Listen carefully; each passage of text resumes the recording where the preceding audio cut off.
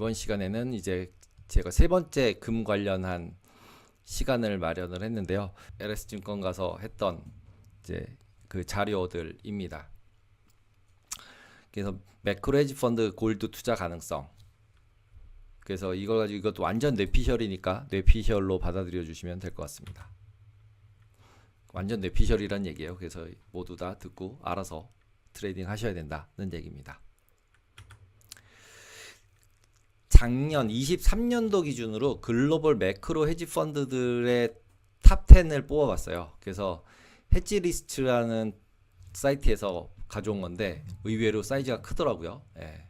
그래서 이게 9억 불이니까 2,979억 불이에요. 그러니까 사이즈가 상당히 크죠. 네. 거의 한 400조 가깝게 되는 거죠. 원으로 따지면. 예. 그래서 그 글로벌 근데 이런 헤지 펀드들이 어떤 전략을 취하고 있냐를 보면 크레딧, 글로벌 매크로, 롱숏, 글로벌 매크로, 글로벌 매크로만 하는 거. 그다음에 이런 것들은 프라이빗 에쿼티, 글로벌 매크로, 스페셜 시츄에이션. 그다음에 멀티 스트레지, 롱숏, 커머디티, 디스트레스, 컨버터블, 크레딧. 글로벌 매크로 펀드를 운용하는 헤지 펀드들의 대부분은 오른쪽 걸 보면 다 절대 수익형이란 걸 보실 수가 있어요. 그리고 금액이 상당히 크다. 그리고 미국하고 UK더라 라는 부분을 이해를 하시면 될 것 같아요. 그래서 이름 아는 데는 이런 브리지워터, 이거 레이달리오 거죠. 그래서 아직도 뭐 꽤 많네. 그다음에 브레번 하월드, 옥지프 이런 데 유명한 데여서 저도 이름은 들어봤는데 나머지 이런 데는 저도 이름을 못 들어봤더라고요. 그래서 제가 헤지펀드 마켓을 팔로우를 안 했었구나 이런 생각이 좀 들었습니다. 그래서 이런 글로벌 매크로 헤지 펀드들의 특징은 글로벌 다양한 자산군에 투자를 한다는 거예요. 주식, 채권, 통화, 원자재 다양한 자산에 다 투자를 하고 포트폴리오 다각화를 하고 이런 걸로 자산 배분 형태로 운영을 하면서 레버리지를 쓴다 라고 보시면 돼요. 그리고 테이바가 자문사 마치고 그러니까 라이센스를 받으면 제가 한 뭐 6개월이나 1년 정도 지나면 글로벌 매크로 헤지 펀드 전략을 내려고 합니다. 상품으로. 그리고 거시경제 분석 쪽 기반으로 해서 실제로 기술적 뭐 펀더멘탈 분석해서 어떤 투자 전략을 수립을 한다는 거죠. 그리고 유연하게 한다. 롱, 숏, 레버리지 다 쓴다. 그리고 절대 수익을 추구한다라는 부분이 되게 이제 확실한 부분이죠. 그래서 앞에서도 봤지만 롱숏도 절대 수익이고요. 크레딧도 절대 수익이에요. 이벤트 드리븐도 거의 절대 수익. 그래서 대부분 다 절대 수익을 추구하고 있다라고 보시면 돼요. 근데 지금 금 하고 있으니까 제가 그래서 그냥 트레이딩 뷰에서 금을 그러니까 전체 다 얘네가 가지고 있는 거를 그냥 눌렀더니 1922년도부터 나오더라고요. 이게 몇 년이에요 지금 이제 그러면은 한 20년? 20년이 아니죠. 60년. 이제 80년에다가 몇 년이 120년. 네. 120년 맞나요? 잠깐만요. 100년 하면 2022년이니까 그쵸. 120년이에요. 120년. 진짜 긴 세월이죠. 이렇게 보니까 이렇게 옆으로 가다가 많이 올랐네. 그리고 S&P 얼마를 넣었냐면 123,626%, 골드가 14,131%. 저 태어나기도 전이에요. 예. 그래서 이렇게 보면 도대체가 이게 그래 어쨌든 S&P가 훨씬 많이 올랐어. 골드 안 올랐어. 그리고 골드 뭐 사이클 뭐 이런 얘기 되게 많이들 하시는데 골드 사이클 이거 보이세요? 이게 무슨 뭐 10년 사이클, 20년 사이클, 50년 사이클 보이세요? 전 잘 모르겠다고요. 그래서 이걸 갖다 로그 리턴으로 바꿔봤어요. 로그 리턴으로 바꾸면은 그래도 좀 스케일이 보이잖아요. 밑에가 2,000, 6,000, 10,000, 그 다음에 위로 가면 이제 막 1,500씩 가도 요 한 칸 사이가 스케일이 다 똑같게 바뀌는 거죠. 로그 스케일로 바뀌니까. 그래서 저희가 이제 단기적으로 투자를 하다 보면 단기라는 게 몇 년 이렇게 투자하다 보면 퍼센티지가 중요하잖아요. 여기서 사서 여기까지 올라가는 퍼센티지. 예, 그러니까 로그 스케일이 훨씬 더 보기에 직관적이라고 보시면 될 것 같습니다. 그래서 이제 이런 걸 가지고 주기를 얘기할 수 있냐? 전 잘 모르겠어요. 뭐 50년 주기, 몇 년 주기 얘기하는데 잘 모르겠어요. 여기 뭐였죠? 근본이제였죠. 근본이제 깨지면서 이렇게 된 거죠. 지금 이렇게 움직이기 시작을 했어요. 70년도부터. 그쵸? 근데 여기서 요만큼 올라갔고, 여기서 여기까지 내렸고, 한번 쭉 올라갔고, 그래서 지금 사이클을 자꾸 여기 사이클, 70년대 사이클, 또는 여기 닷컴 버블 사이클, 여기서 또 새롭게 일어난 사이클을 여기서부터 사이클이라고 얘기를 하고 있어요. 많은 유튜버들도 얘기하고 있고 뭐 많은 뭐 금 전문가라는 분들도 얘기하고 있어요. 근데 솔직히 저는 금 전문가가 아니에요. 예, 금에 대해서 그렇게 관심이 있지도 않았어요.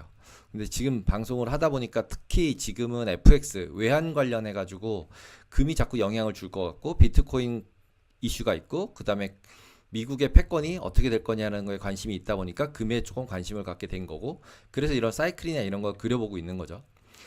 그래서 봤더니요, 뭐가 더 좋아요? 당연히 S&P가 좋아요. 금 팔고 S&P 금 사고 사서 롱텀 투자할래? 금 사서 롱텀 투자할래?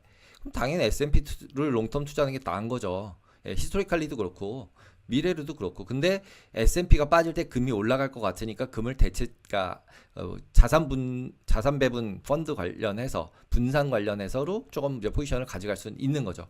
근데 여기서부터 80년도서부터 실제로 2000년도까지 20년이에요. 20년. 네, 20년 빠지고 오르락내리락하면서 하락세였던 거가 20년의 닷컴 버블 끝나고 여기서부터 올라가는 게 서브프라임 때 하고 올라가기 시작했다가 돈 많이 풀고 이제 금리 올라가고 주가 왕창 올라가니까 날아가니까 이제 밑으로 쭉 빠지는 거죠. 이제. 예.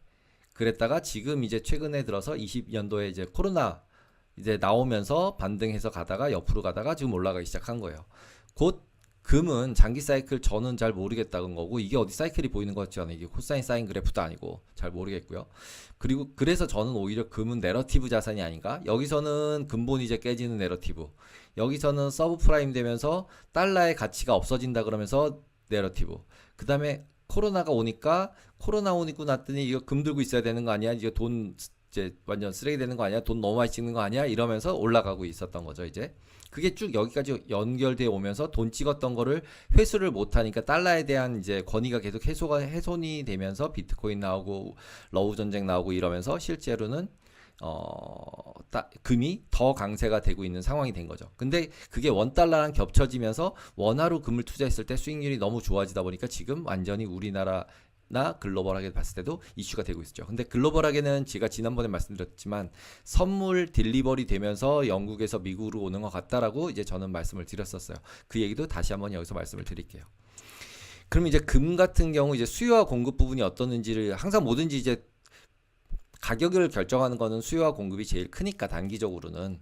그래서 그 부분을 체크를 해보려고 이제 금협회에서 이거 이제 그 자료를 낸 분이 있어서 그걸 제가 그냥 들고 왔어요. 가져왔어요. 숫자를 다시 이제 엑셀에 넣어서 만든 거예요. 그래서 11년에서 20년까지 10년 동안에 있었던 평균이에요. 신규 채굴, 생산자 해징, 재활용. 이게 실제로는 금협회니까 현물 관련돼 있는 거겠죠. 그래서 이렇게 포지션이 유지가 됐었고 10년 동안에. 그 다음에 이제 수요로는 장신구, 기술, 산업용, 투자용, 중앙은행, 기타 이렇게 나눠놨어요. 그래서 이거랑 숫자 같죠. 수요와 공급 똑같죠. 생산됐고 얘가 사간 거죠. 그리고 2021년도 보니까 22, 23, 24, 4년까지 쭉 나왔어요. 그래서 신규 채굴을 보시면 어때요? 대충 비슷하죠. 3,300에서 3,500 됐다가 3,600선에서 계속 있구나. 그 다음에 해징 수요. 해징 수요라는 거는 포워드 거래를 하는 것 같아요. 제 생각에는. 파생 상품처럼 해서 장외에서 현물 금 매도를 해징하는 거죠. 그래서 금이 너무 낮을 때는 이렇게 롱으로 해징할 수도 있는 거고, 예를 들면 그 다음에 그러니까 숏으로 해지할 수도 있는 거죠. 이건 숏해지죠 지금. 그리고 재활용, 금이 어디 있는 것 같다 재활용해서 만들어내는 게 이렇게 1,300톤이나 되는 거예요. 그러니까 생각보다 많더라고요. 그래서 지금 이렇게 된다라고 보시고, 그럼 수요가 어디 있어요? 장신구 기술용인데 2200, 2200, 2200에 가깝죠. 다 2200에 가깝다가 오히려 장신구 수요가 줄어들었어요. 2024년도에. 왜냐하면 비싸져서 못 사는 거겠죠. 예, 금값이 너무 많이 올라서 24년도에. 그 다음에 기술 비슷해요. 300톤 러프하게. 투자용 보시면은 1369 투자용으로 있었는데 1300톤 정도가 있었는데 992톤 1100톤, 946톤, 1100톤. 보면 오히려 이거 사이클 같지 않으세요? 999, 1100, 900대, 1100대.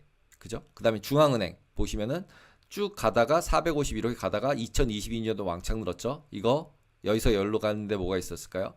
러우 전쟁이 있었죠? 그러니까 러우 전쟁이 일어나면서 금 수요가 확 는 거죠. 중앙은행 수요가. 왜? 달러 거래 못하게 하니까 러시아, 중국 이런 데가 샀겠죠. 중앙은행. 근데 의외로 요때 그래서 여때는 오히려 23, 24는 의외로 많이 늘지 않았어요. 오히려 줄었죠, 중앙은행이. 신문에 나는 거는 자꾸 옛날부터 누적해서 보여주니까 그렇지 최근으로는 별로 늘지 않은 거예요. 그래서 이 위에 있던 거를 오히려 좀 쪼갰어요. 전 연대비로 보고 싶잖아요. 그래서 위에 있는 요 수요 부분을 갖다가 빼기 한 거예요. 평균에서 21년도를 뺐더니 투자용이 오히려 줄었어요.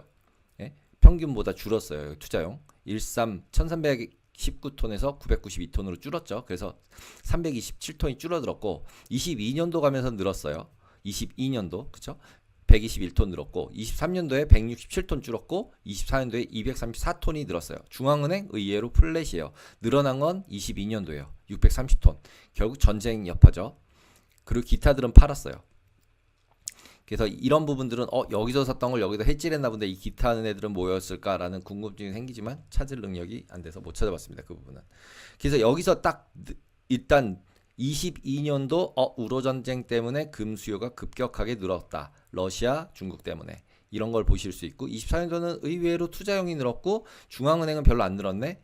이렇게 보시고 그 다음에 앞에서 보시면은 그 여기서 숏 있던 부분들은 이런 이제 금 골드뱅킹 하는 JP모건 이런 데서 매도, 매수, 대여, 보관 이런 걸 다 핸들링을 하고 있다라는 얘기고요. 그래서 중국 같은 경우는 보시면 여기 딱 보이죠. 23년도, 22년도, 23년도 올라갈 때 1950톤에서 완전 쭉 뻗어서 올려서 거의 2000톤에 가깝게 된 다음에 2280톤, 여기 2240톤에서 여기 40톤밖에 안 늘었어요. 이것도 언제예요? 4쿼터 12월에 다시 산 거예요. 2024년도에도 별로 안 샀어요. 하나도. 안 사다가 마지막에 산 거예요. 그리고 그 전에 23년도가 많이 산 거예요. 22에서 23 넘어갈 때. 그러니까 결국은 이때 올린 거는 우러 전쟁 맞다는 거죠. 그래가지고 저렇게 막 사고 뭐 했는데 하고 나서 하기 전이겠죠. 23년도니까 여기 23년도 기준으로 했을 때예요. 그러니까 이만큼 늘어난 부분들은 여기 반영이 아직 안 됐겠죠. 보시면은 8,000톤, 8,133톤, 독일 3,300톤, 2,451톤 이탈리아예요. 아직 이탈리아, 프랑스, 러시아가 생각보다 많죠. 중국까지. 그리고 이제 스위스가 1,000톤 정도 돼요. 근데 실제 금 현물 ETF를 다 합치면 얼마냐라는 것도 아까 그 골드 카운슬, 월드 골드 카운슬에서 이걸 집계를 해놨는데 4년도 10월 기준으로 했을 때 3,244톤이에요. 아까 여기서 3,244톤이면은 ETF가 여기 중간 어디쯤 있는 거죠. 그리고 보통 이렇게 금 보유라고 나온 거는 제가 그냥 찾아본 걸로는 대부분 중앙은행이 들고 있는 것들을 얘기한대요. 왜냐하면 개인들이 들고 있거나 사설로 들고 있는 것들에 대해서는 생각보다 집계할 수 있는 방법들이 없다는 거죠. 우리가 뭐 그냥 집에서 가지고 있는 돌반지들을 다 얼마나 가지고 있는지 알 수는 없잖아요. 예. 그래서 그냥 중앙은행이 가진 거라고 보시면 되고 이 부분은 여기 이 회사가 카운슬에서 골드 협회가 실제로 ETF들이 현물 ETF들을 다 더해본 거죠. 그래 보니까 3,244톤이더라 라고 얘기를 하고 있고 우리나라도 신문에 의하면 1조 2,600억 정도로 6개 정도가 금 ETF를 가지고 있어요. 상장이 돼 있어요. 우리나라도. 그래서 금 ETF가 3,000톤이나 되는구나 보유가. 그래서 독일 정도 수준은 되는 거구나. 그러면 얘네들은 현물을 가지고 있거나 선물을 가지고 있는데 현물이 생각보다 많이 가지고 있더라고요. 이거 보시는 것처럼. 그래서 이 현물들은 계속 보유를 하겠죠. 그리고 매도가 나오면 ETF 매도가 나오면 어떻게 할까요? 매도를 해야 되죠. 그러면 선물을 매도할까요? 현물을 매도할까요? 현물을 당장 매도할 수가 없겠죠. 스팟으로 바로 딜리버리를 할 수 없으니까 그냥 선물로 매매를 하고 남은 부분을 딜리버리 하거나 딜리버리를 하거나 그러니까 금을 받거나 금을 주거나를 하겠죠. 만기에 그 떨어진 거에 맞춰서 네팅된 것만큼을 아니면은 나머지 짜투리는 그냥 선물로 가져가겠죠. ETF에서 이런 식으로 하고 있을 거라고 추정이 돼요. 그러면 이제 금하고 지금도 벌써 이제 얘기하다 보니까 금 선물, 금 현물 얘기가 나왔잖아요. 그러면 제일 눈에 띄는 게 미결제 약정. 파생했던 사람의 입장에서 보면 미결제 약정 중요하잖아요. 얼마나 계속 미결제 약정이 유지되고 있냐. 왜냐하면 미결제 약정이 유지된다는 얘기는 롤오버를 계속하고 있다는 얘기예요. 내가 주식 ETF, 선물 ETF를 팔았으면 뭐 1,000억이다. 그럼 1,000억어치를 사가지고 있는데 모든 ETF 투자자가 다 환매를 하진 않잖아요. 다 매도를 하진 않잖아요. 그러면 1,000개 정도에서 일부만 팔거나 샀다 하고 남은 물량은 다음 월물로 넘어가고 다음 월물로 넘어가고 이렇게 되겠죠. 그러니까 당연히 여기서 증가량이 쭉 늘어날 때는 그런 ETF 같은 투자하고 있는 사람들이 늘어나고 있는 거죠. 쌓이는 거죠. 그리고 이렇게 줄어들 때는 줄어들고. 근데 위랑 아래랑 차트를 비교해 보시면 약간의 미결제 약정이 선행하는 경향이 없잖아 있어요. 왜냐하면 미결제 약정이 줄어들기 시작하니까 장이 빠지죠. 금값이 빠지죠. 위에 게 선물, 아래 게 현물이에요. 빠지죠. 그 다음에 올라갈 때도 여기 살짝 올라갈 때 보면은 여기 미결제 약정 올라가죠. 그 다음에 여기서도 마찬가지로 미결제 약정 증가하니까 위에 올라가서 봤더니 가격도 증가 올라가죠. 그다음에 옆으로 갈 때는 얘네들도 옆으로 가죠. 근데 지금 여기 올라갔는데 미결제 약정이 늘고 있지가 않아요. 그쵸? 여기가 이렇게 늘어났다면 보통 이 과거랑 비교하면 조금 늘어났어야 되는데 미결제가 안 늘어나고 있어요.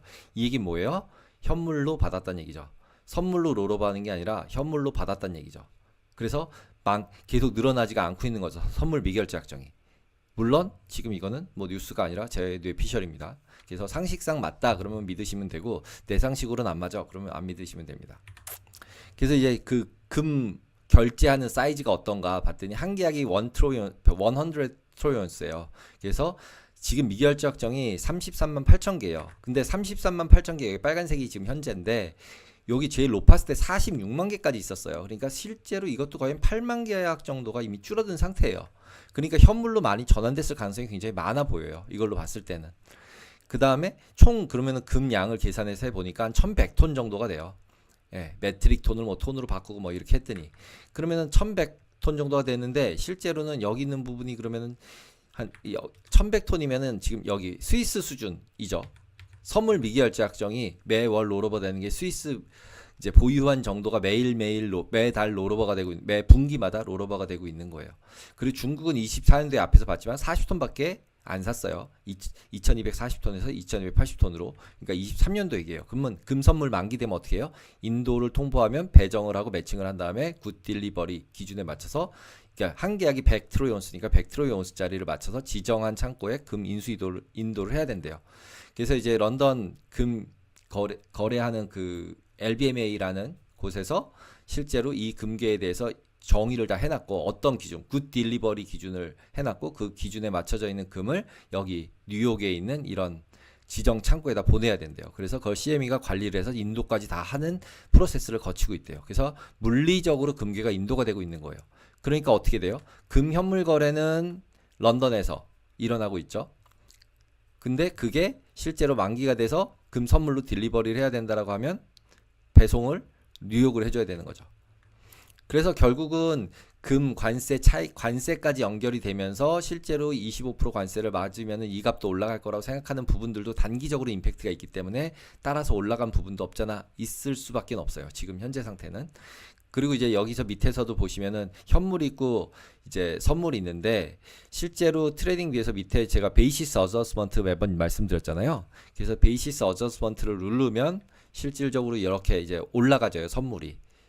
그러면은 결국 이만큼이 뭐예요? 베이시스예요. 베이시스가 한 2, 30불 정도 되는데 월물마다 그럼 2, 30불 정도가 계속적으로 누적된 것들이 이 쌓이면 이렇게 모여지는 거예요. 그래서 금은 실제로 콘텐고다. 그래서 선물이 현물보다 높게 있다. 근데 그게 이론가 계산할 때는 무조건 또 이제 랜딩 바로잉까지 다 감안한 이론가들이 나오기 때문에 우리는 그냥 임플라이드밖에는 몰라요. 그래서 하지만 합쳐져서 이제 고평가가 돼 있다. 그러니까 더 비싸다. 현물 가격보다는 한 2, 30불 정도 비싸다. 만기가 많이 나면 좀 더 비싸고 만기가 가까워지면서 점점점 붙는다라고 보시면 돼요. 그리고 관세까지 해서 상승을 많이 했다. 그래서 이제 달러 인덱스랑 10년짜리 금리랑 그 다음에 금하고 금 선물을 이렇게 보시면은 금 선물하고 금하고는 실제로 이렇게 스프레드가 있어요. 계속 좁아져 있죠. 이거는 스프레드라고 그랬죠. 이제 금리가 높거나 아니면 보관 비용이 비싸거나 이런 거에 따라서 실제로 금 선물 가격이 나와서 그걸 베이시스를 계속 매번 어저스트 해주면 이렇게 올라가요. 금 어저스트를 빼버리고 가격 대 가격으로 하면은 이게 확 붙어요. 근데 그게 누적된 것들로 보이면 이렇게 커진다. 그래서 분명히 스프레드는 존재하고 있어요. 그리고 이제 이 부분이 금리가 올라갈 때 환율이 달러가 강세일 때 금이 무조건 약세야. 이런 거. 달러가 강세일 때 금이 무조건 약세야. 이런 부분들이 맞을 때도 있고 틀릴 때도 있다는 걸 보여드리려고 이거 가져온 거예요. 그리고 금리가 실제로 올라가요. 금리 올라가는데 금도 올라가요. 그죠? 그리고 금리가 내려가는데 금도 내려가요. 근데 금이 올라가는데 금리 계속 빠져요. 그 다음에 여기 최근 들어서는 금값도 오르는데 금리도 올라요. 네, 원래는 이거 펀더멘탈하게 보면은 금리가 올라가면 이 채권 가격이 올라가고 금이 빠져야 되는데 그걸 그렇게 안 하는 거죠. 그래서 왔다 갔다 해요. 오히려 비슷한 거는 금리랑 환율은 비슷하게 달러 환율은 그래도 좀 비슷하게 움직이는 경향이 없잖아 있죠. 여기 빼면은 내려가는 점이나 꼭지점들이나 왜냐하면 당연히 환율이란 거는 각국의 금리차잖아요. 그러니까 달러 금리가 올라가거나 할 때 따라서 못 오면은 이 환율들이 같이 상대적으로 움직이니까 이렇게 그러니까 상관관계가 높을 수 있어요. 그래서 금 선물이 계속 금 가격이 이렇게 계속 올라간다는 게 달러 약세의 예상이냐라고 했을 때 과거에 보면은 그런 경우가 많이 있었죠. 여기 같은 경우 특히 이제 올라갈 때 여기 좀 내려갔고 금값 여기는 근데 내려갈 때 같이 내려갔어요. 그래서 매번 그런 건 아니다. 그리고 여기 전체로 보시면은 그 횟수가 몇 번 안 돼요. 횟수가 몇 번 안 될 때는 이게 그랬었던 적이 있다지 확률적으로 이번에 그렇게 될 가능성이 높다. 이렇게 받아들이시면 안 됩니다. 그리고 이제 이 부분도 지난번에 보여드렸던 만기 똑같은 거예요. 3월 만기, 6월 만기 변동성, 옵션에서 나오는 변동성인데 3월 만기물은 12.8%밖에 안 되는데 지금 6월 달 만기서부터 뒤까지는 다 16%대예요. 그러니까 단기적으로는 오히려 변동성이 좀 죽을 가능성이 있는데 이제 6월 달, 5월, 3월 달 넘어가면서부터 실제로 변동성이 커질 가능성이 있다는 것을 감안을 하고 있다라고 보시면 돼요. 그래서 이때 무슨 일이 일어나려고 그러지? 저도 모르겠어요. 하지만 어떤 변동성이 커질 가능성이 있다라고 보시면 될 것 같습니다. 그리고 이제 금 옵션 미결제 약정 보시면은 이게 3월물이야. 3월물이에요. 근데 3월물은 여기서 보시다시피 2월 25일이 거래가 끝나요. 선물인데. 3월물인데 왜 원래는 3월 셋째 주가 끝일 거 아니에요. 근데 2월 달에 끝나요. 거래가. 왜냐면 3월 중에 배송을 완료를 해야 된대요.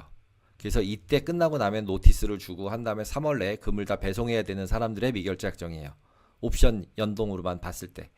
그리고 옵션도 여기도 마찬가지겠죠. 6월물이에요. 6월물인데 5월에 끝나요. 근데 지금 월물로 보시면은 5월물, 6월물 두 개가 많다라고 보실 수 있어요. 그리고 뒤쪽으로 가서 콜이 많다, 푸시 많다도 되게 헷갈리죠. 둘 다 많죠. 예.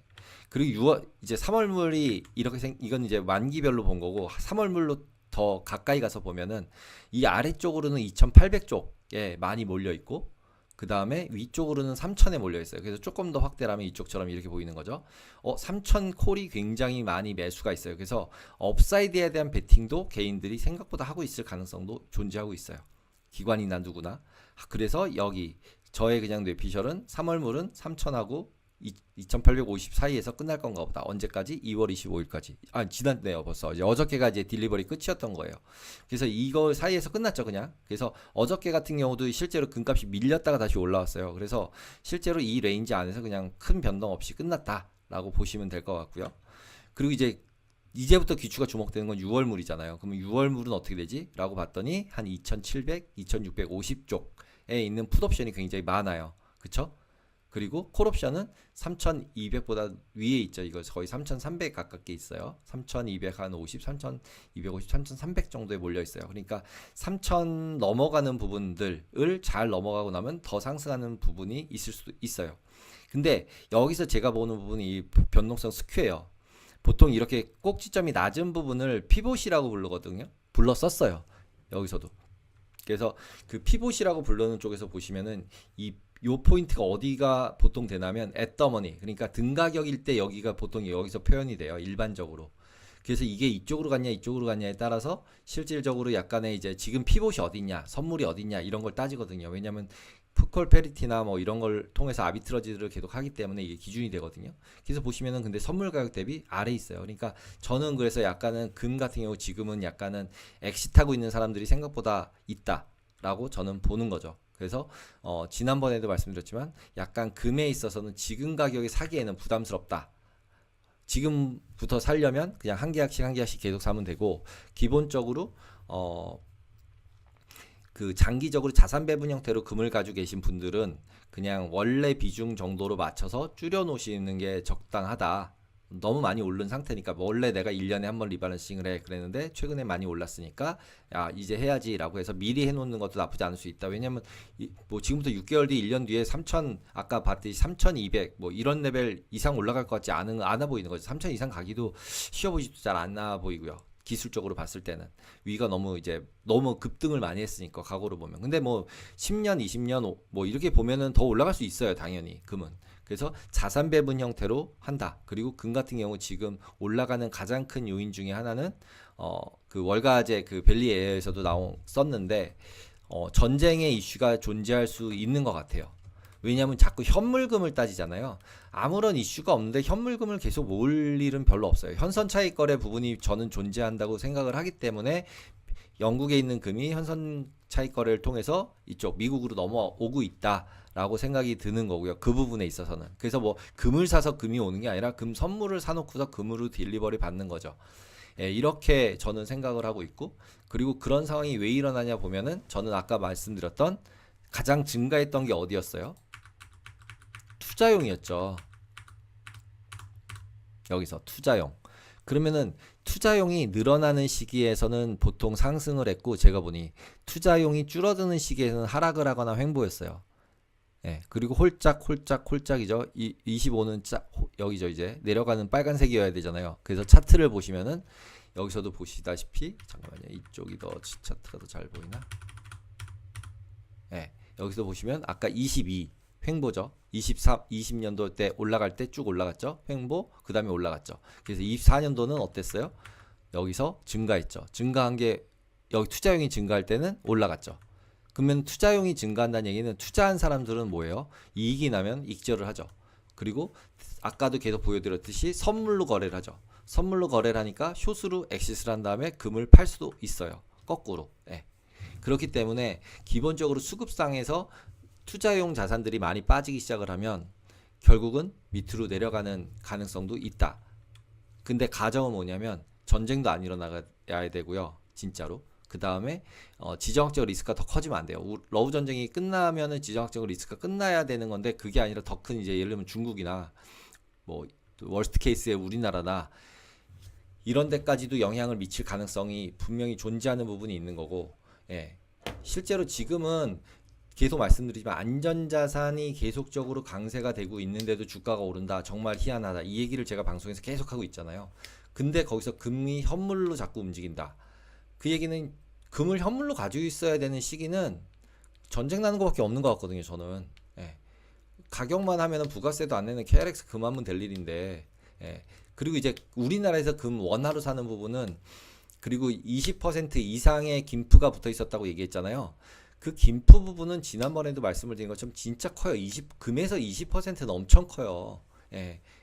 그래서 웬만해가지고 올라가지고는 글로벌 금값이 올라가지고는 프리미엄 20% 붙은 금을 코리안 금을 사가지고는 예, 원화로 돼 있는 금을 사가지고는 수익 내기 어려워요. 그러니까 살 이유가 없는 거죠. 프리미엄이 줄어든 다음에 사거나 원달러가 좀 빠진 원달러가 원화가 강세된 다음에 사거나 금값이 좀 빠진 다음에 사거나 세 가지인데 두 가지는 무조건 네거티브인 거예요. 제자리로 돌아오면은 이제 금값이 한국 원화로 되어 있는 금값이 무조건 내리는 거예요. 글로벌 금값이 안 내려도. 그래서 지금 현재로 봐서는 콘텐고 상황인지를 확인해 가면서 매매를 하셔야 되고 정 그렇게 하고 싶으시면은 예를 들면은 진짜로 선물 거래 하시는 분들이라면 금 선물을 하시는 것도 나쁘진 않은 상황인 것 같아요. 금을 꼭 해야겠다. 나는 금 지금 올라가서 도저히 사야 될 것 같아 라고 하시는 분들은 그나마 제일 싼 게 금 선물인 것 같아요. 왜냐하면 금 선물은 그냥 글로벌 금 가격에 연동돼 있고 그 다음에 증거금도 그냥 일부만 넣으면 되니까 근데 꼭 그것도 노셔널 부분을 체크하셔서 넣으셔야 돼요. 금 선물은. 예. 그래서 레버리지를 걸기 시작하면 이것도 금도 이제 뭐 안전자산 아니에요. 아까 보셨듯이 금도 16%의 내재보를 가지고 있는 무서운 애로 변신해 있는 상태이기 때문에 조심해야 되지 않을까라고 생각을 합니다. 그래서 저는 지금의 금 강세는 진짜 전쟁 때문에 일어나는 거다. 아니면 진짜 뭔가 문제가 생겨서 일어나는 게 아니라면 그냥 투자자들이 계속 자산 배분 펀드나 매크로 펀드들이 실제로 금값을 그러니까 위기에 대응을 하기 위해서 금을 계속 샀고 그걸로 인해서 자산 배분에서 비중이 늘어났고 그러면 제가 처음에 말씀드린 것처럼 그들은 뭐예요? 전쟁이 일어나는 걸 베팅하고 있는 게 아니라면 그들은 포지션 조정을 할 거고 그러면 매도를 할 거라는 거죠. 예, 자산 배분 펀드는. 그러면 걔네들이 자산 배분 펀드들이 매도가 나오는 시기가 언제인지는 알 수 없지만 그 시기가 결정이 돼서 눈치 보기 하다가 나오기 시작을 하면 아까 봤던 200톤 정도가 나올 거고 3,000톤 1년에 나오는데 뭐 200톤 아무것도 아니야 이럴 수도 있는데 아까 보셨듯이 실제로 전반적으로는 수요와 공급이 원래 매치되어 있는 사람들끼리 별로 크게 차이가 안 나요. 신규로 늘어나다 줄어들었다 하는 게 이제 균형을 못 맞추게 만들잖아요. 2천억 200톤이라는 게. 그러면 200톤이라는 게 균형을 못 맞출 때 올리거나 내리는 효과를 내는 거고 나머지 사람들은 그냥 계속 롤오버 하면서 가는 거예요. 아니면 현물 든 사람은 계속 가는 거고 그런 투자는 자산 배분 형태로 계속 가는 거고 트레이딩 샀다 팔았다 하는 걸로 타이밍 맞춰가지고 내가 돈을 벌겠다는 사람들은 지금 현재 상황에서는 예, 그렇게 매수하기에 매력적인 포인트까지는 아닌 것 같다 라는 게 생각입니다. 이렇게 해서 이제 금 관련해서는 이제 제가 말씀드렸듯이 헤지 펀드들이 어떤 식으로 자산 배분을 하며 그 다음에 현물을 어떻게 딜리버리를 하며 그래서 영국에서 미국으로 넘어오고 있고, 그리고 지금 이 금 상황에서 미결착증이 늘어났다가 지금 줄어드는 쪽으로 지금 돌아갔고, 그러면서 현물들이 계속 미국으로 넘어가고 있고, 현물을 갖고자 하는 사람들이 점점 늘어나고 있다는 거죠. 우리나라 뭐 금밥 못 산다 그러고, 이게 정말로 전쟁이 일어나지 않고 큰 이슈가 없다면 결국은 쟤는 어느 정도 이쪽에서 옆으로 가거나 또는 내려가는 이런 시장을 겪을 가능성도 충분히 존재한 상황이다. 이게 사이클 상으로 올라가는 여기 사이클을 이거 사이클이라고 그리면 뭐 그럴 수 있는데, 그러니까 저는 별로 그런 생각에 동의가 되지는 잘 않더라. 그리고 지금은 금 뭐 달러 뭐 이런 얘기 계속 나오지만 저는 그냥 지금도 AI가 드라이브를 하고 있는 상황이다라고 생각을 하고, 그 AI가 어떻게 되느냐에 따라서, 그리고 이제 지금 상황에서는 결국 트럼프랑 도지랑 해서 자꾸 사람을 너무 많이 잘라서 진짜 미국이 침체가 되나 이런 물음표까지도 던져지는 상황이잖아요. 그래서 그런 것들 잘 보는 게 더 중요하지, 지금 금에다가 내 재산을 얼로케이션을 한다는 얘기는 굉장한 안전자산을 사겠다는 건데, 금을 사느니 현금 들고 있겠다라는 게 지금 단기적으로는, 예를 들면 뭐 한 올해 1년으로 딱 봤을 때 지금 여기서부터 현금 들고 있을래, 금 들고 있을래, 주식 들고 있을래. 주식 조금 잘 모르겠고, 그 다음에 채권 같은 경우도 이제 4.4대 수준인데, 저번에 말씀드렸듯이 5%대면은 땡큐, 그리고 4.8 이상이면은 그냥 더 넣어도 될 것 같다고 말씀드렸던 것처럼 그 레벨 가면 지금도 땡큐일 것 같고, 그 다음에 바닥도 저는 인플레이션이 줄어들 거라고 생각이 되지가 않아요. 침체가 와서 금리를 내려야 되는 상황이 오지 않는다면 기본적으로 인플레이션은 있을 수밖에 없지 않나? 근데 매번 말씀드리는 거지만 미국이랑 중국이랑 한 군데서 옵티멀하게 만들어 싼 값으로 물건을 공급했는데 공장 두 군데 지어서 물건 만들겠다는데, 그러면 일단은 공장 지을 동안은 계속 부족하잖아요. 뭔가가 재료가.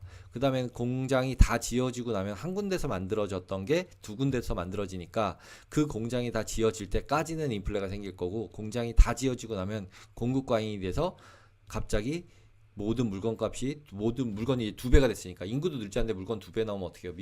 그럼 중국에서 이제 수출할 것도 없으니까 중국 인구를 더 많이 만들던 뭔가 대책을 세워야 되는 거죠. 그러니까 그런 걸 생각해보면 그 사이클은 오히려 사이클일 수 있죠. 공장을 짓는 사이클, 다 지어지고 나면 물건이 나오는 사이클, 이런 사이클들이 움직이고 있기 때문에 그거랑 금하고 상관은 저는 별로 없다고 생각을 하고요. 그 사이클은 이제 금리나 주식에는 영향이 있으니까 그 부분들을 고려하시면서 투자 의사결정 또는 이제 자산 배분을 하시는 게 좋지 않을까라고 생각을 합니다.